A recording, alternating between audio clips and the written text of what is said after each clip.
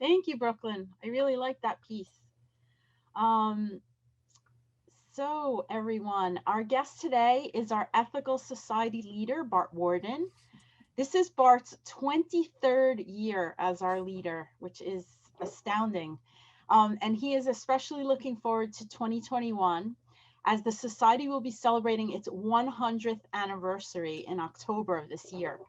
His address today is The Way Forward in a World of Challenge, which is aimed at helping us all prepare for that anniversary and get ready for the next 100 years. So, welcome, Bart.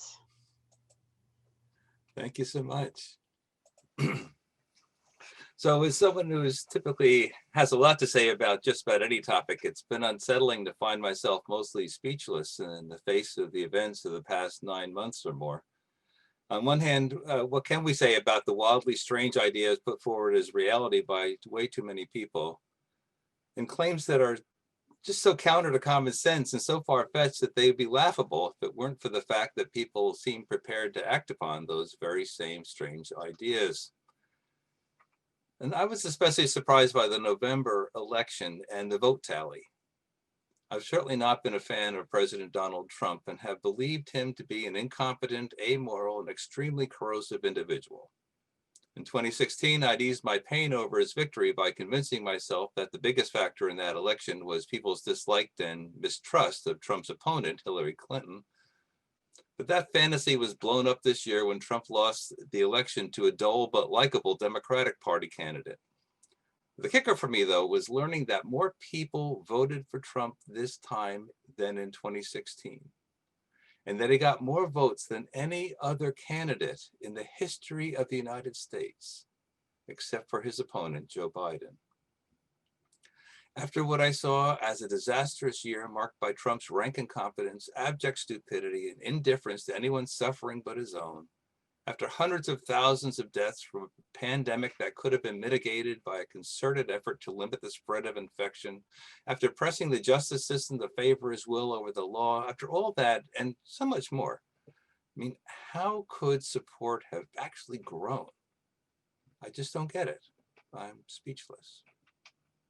So it's time for me to revisit Jonathan Haidt's notions about the importance of people's intuitive sense of morality and the ways in which people's more rational elements of their conscious minds readily bend to defend the intuition-based perceptions, and in fact we become like the press secretaries for whatever ideas have popped into our heads.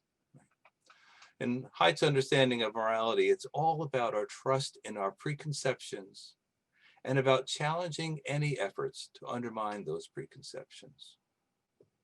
I think that's in play with our current major divide and what people consider the reality of our situation. Whatever you believed before is most likely to be the core of what you believe now. And defending the core can take one's ideas in some very strange directions. I think of George Soros and whatever is going on around people on the coronavirus with those kind of weird ideas. Anyway, but this is a trait of human beings that's not restricted along party lines. People who share my liberal Democrat views are just as susceptible to extreme defenses of preconceptions as our conservative Republican neighbors and family members. A key preconception of mine, for example, is that people will be swayed by what I consider the facts of the situation. But I'm constantly proved wrong by the resilience of people's resistance to those facts. And yet I stolidly refuse to alter my opinion or to expect that people won't in some way come around given enough time. Anyway, for the moment, I'm speechless. Now, one of the more difficult aspects of the last 9 months of the coronavirus pandemic has been the dramatic reduction in social interactions due to social distancing. I have no words that can adequately communicate how deeply I've appreciated the experience of being in a room with others in the flesh, and how profoundly the limitations on those interactions has affected my thoughts and feelings. You know, recently we've had a couple of hybrid events, a memorial service and our Winter Festival box party. And so I was in the building with members of the Ethical Society for the first time in quite some time. And it gave me this taste of what it was like. And the yearning for that has been really strong, I have to say. And I just miss it so much. But that's not our life right now. And it's going to be months before that is our life again, as best I can tell. So I've been thinking a little bit about, well, what does that mean for how my life is organized already? And so one of the ways I think about this is that, I think we've always lived in a bubble of some sorts, and the bubble may be expansive or restrictive depending on how comfortable we are and how connected we are to the world around us. But with the coronavirus, we've really needed to have a much more constricted bubble around ourselves. And I think of it kind of like a capsule, almost like a space capsule or some kind of container that I live with. And I think about it this way because I just find that friendlier than thinking of it as a jail, for instance, or as a confinement, because this is a confinement that's really a voluntary one, and one that I do because it helps me feel safe and protected. And so I look at my particular capsule as kind of a cozy place, a place that is kind of holding and comforting and protecting. And that's really become an important part of my life. Um, Now, I happen to be one of the more fortunate folks in that I have a really wonderful marriage relationship. So I get to spend my time with somebody that I have a very intimate connection with, and that's really been so lovely. I've been able to stay employed, so my financial stability has been okay. My housing has been all right. So in many respects, I really have had a now I have the do you see that fly buzzing in front of my head? I'm sorry, I'm starting to feel like Mike Pence. So if it settles on my head, I'll be really upset. Anyway, so having a life where I have these comforts that are still available to me really has made a huge difference. But I still have this tiny container that I'm working with. And that's really made a difference in terms of my capacity to really connect more with the world around. I mean, I love these Zoom meetings. It's really so important that we have these opportunities, but there still is a thinness that can't be overcome in terms of the difference from when you're in a room and you have that visceral encounter with people where you're seeing them and you can almost feel their body heat. I mean, it's just so different. Um, but this is our life, so we need to kind of figure out some way to gather ourselves together. All right. So with that in mind, I'm trying to put myself into this next year with an attitude that will help me navigate our divided world and to find avenues to address the worrisome problems that really need to be dealt with and desperately, despite all the resistance that we're seeing to considering problems and working on them. So today I'd like to focus though on our individual experience and the ways we can work with our minds to increase well-being and help us engage with the world around us in ways that promote the common good. So in a recent address, I was speaking about resilience and the three important factors that help us be resilient. That is connection, safety, and self-regulation. And with that in mind, I've been also exploring ways that we can work with those three areas. And I've been getting some help from Daniel Siegel and his work with MindSight. He now has an institute, the MindSight Institute. And as a holiday present, I was given a subscription to a set of lectures on consciousness and other things from the MindSight Institute. I've been listening to them. And I've been finding them pretty helpful. Siegel's idea is that people can actually utilize their conscious minds and train themselves in such a way that they can integrate their inner experience helpfully. And that has profound effects on people's health and sense of well-being. And also, he says, will make anatomical changes in our brains that persist.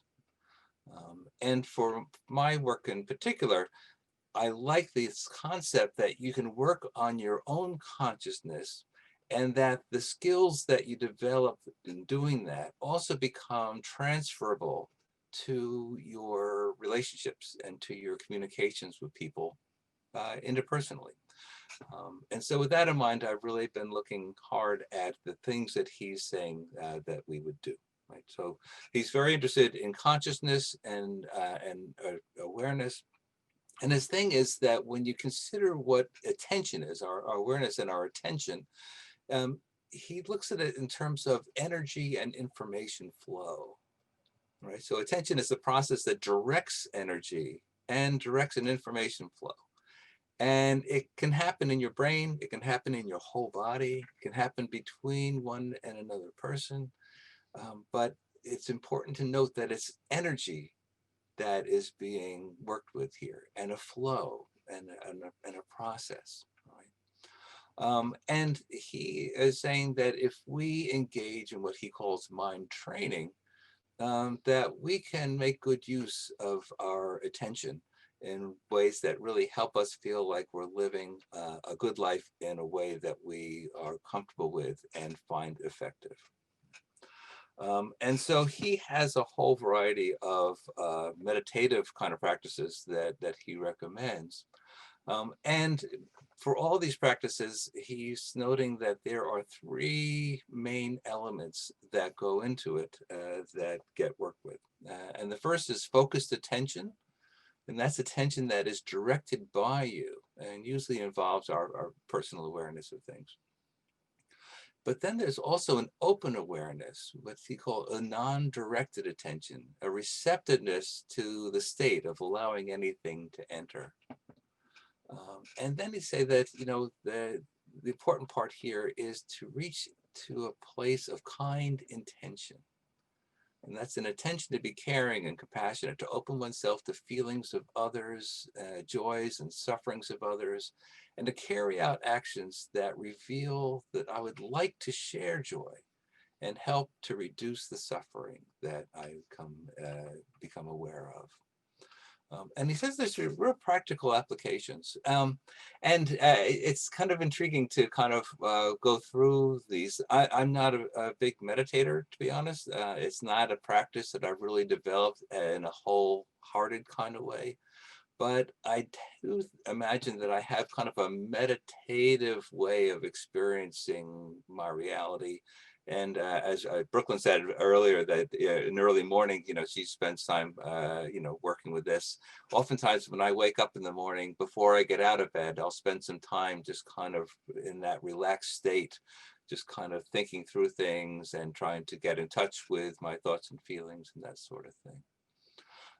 Anyway, in the exercises that Siegel is talking about, he really starts with a focused attention. And if anyone's been a part of the NPR Mindful Minute that is on, that was, I think it was a show that is on the local NPR station, but every day they have this Mindful Minute and somebody comes on and kind of walks us through a process. And it almost always begins with a focused attention where you're directed to think about your breathing. You're directed to notice different things about inside your body and inside your thoughts and feelings. And that when you engage in those things, you'll find that at some point you'll get distracted away from attending, right? You'll start thinking about something else that's not related to the thing that you're trying to attend to. And that's an important thing to notice, and to then find a way to kind of pull yourself back in. All right. So for Siegel, he's saying that the process to work on here is the process of tightening and relaxing your focus, right? That you find a way to kind of focus in, and then when you notice yourself relaxing and getting distracted, finding some way to kind of bring yourself back, so that you can kind of, first of all, develop the capacity to monitor, you know, how well are you able to keep on top of your level of focus and to keep your attention directed. And then to redirect. How good are you at finding a way to bring yourself back to the intended sense of focus? And how well can you then sustain that? Right. And so the mind is like a muscle in many respects. And so developing a practice where you keep working at things over the course of time will actually strengthen your capacity to do those things. Now, the next step in this, though, is to really reach a place of open awareness. And here he's really talking about a state of being as opposed to a state of doing. Focused attention is really a doing kind of thing, right? Remember, we're directing energy, and energy is always about work and what you do. But open awareness is not work, really. Open awareness is a receptivity to just becoming aware of your sense of a state, really. And it's very difficult to articulate it because it generally doesn't have language, doesn't have real concepts, doesn't have real categories. It's just this sense of openness and almost a freedom from all those ties, where you just notice yourself being kind of open aware without any kind of focus at all.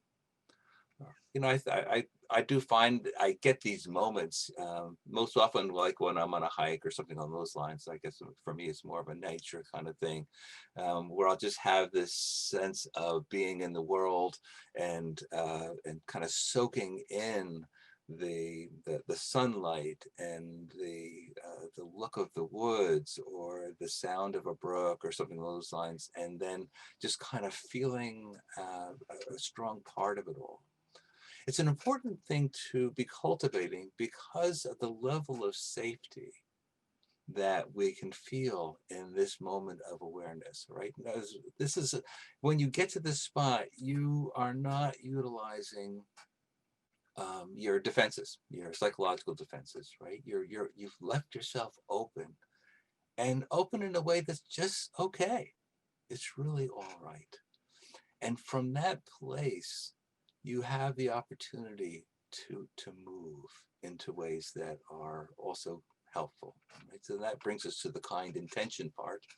When you want to think about yourself in this open awareness mood, what is the stance that you would like to be true for you in terms of how you are part of this world? And for just about everyone I know of, people like to think of themselves as kind and connected in helpful ways with others. And even people that have wildly different political views and other points of views probably still have this same sense that really what they would like to feel is this sense of kindness towards others and a sense that they are ready to be connected to other people in ways that are inspiring and helpful. And you can do this from this place of non-categorical, non-conceptual, open awareness, right? But as you move in, it's so important to be able to kind of hold on to this sense of connection without judgment. Right? In other words, and this is the hard part, how do we not be judging ourselves? How do we not wind up judging the people around us for the ideas and the shortcomings and all that we all have? But if we can start from a place of intention to be kind to ourselves, to be open to the idea that people at heart would like to be thoughtful, like to be kind, and like to be thought of as kind. And that when that gets interrupted, oftentimes that's not because of intention on another's part, but because of their limitations, right? And can't we all feel some level of compassion for those limitations, right? We're experiencing them ourselves. Right. So in the larger picture, so Siegel is saying, this is a time, if you're spending a fair amount of time with yourselves, which seems to be the case that we have these days during the coronavirus pandemic, why not take the time to work on ourselves too?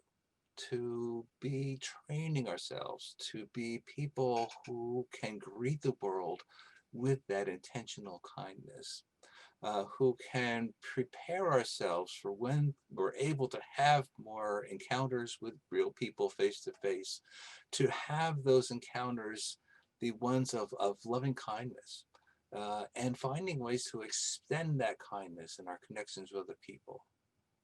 It's bound to be quite a while before we are again able to gather in person and socialize, to organize effectively, to truly influence the world towards greater equity and compassion. But let's start now to kind of help with our internal experience and with our interconnections with the people that we already are interacting with. So now my questions for you. What are your experiences with mind training? What have you found helpful in growing your capacity for kind intention? What ways have you found to feel empathically connected during this time of social distance? Thanks.